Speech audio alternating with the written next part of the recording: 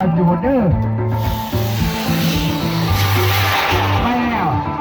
อุ้ยคอยแล้วมาเป็นไงคอยว่ายังไงคุยอยู่เถอะคุยอยู่มันว่ายังไงนะมันจะไปตามคนกันได้มันหมดแล้ว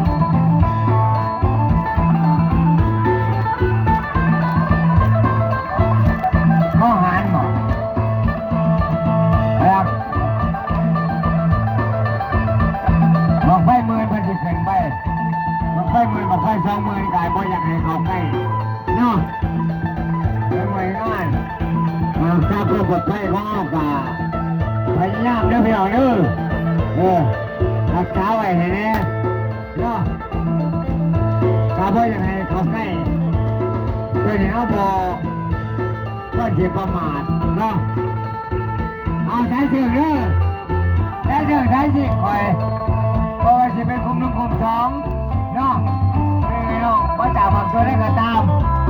มวยเนาะพี่น้องเด้อเอ้ย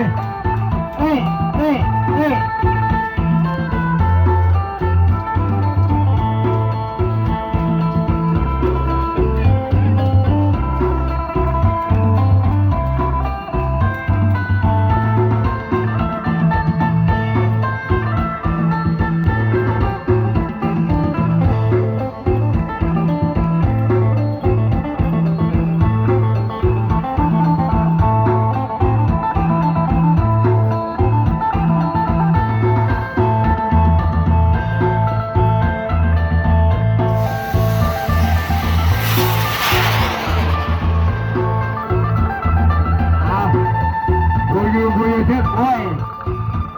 ใครมาประกันเดียวกันโอ้ทีละใบน้ำหนองเด้อคอยยังไงไปจูเถอะเหมือนกันเนาะคอยอยากไปตามคนกันนะมันไฟมือเนาะขึ้นแล้วว่า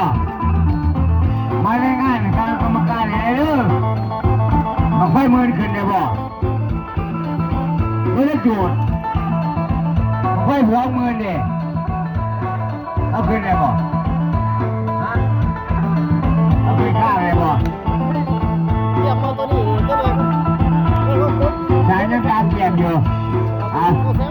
มันไฟมือก็มันไฟ20,000อาจจะเป็นร่างข้างจักโม่เนี่ยให้ยืนข้างคล้องลงมาจับเพลงเนาะอายุ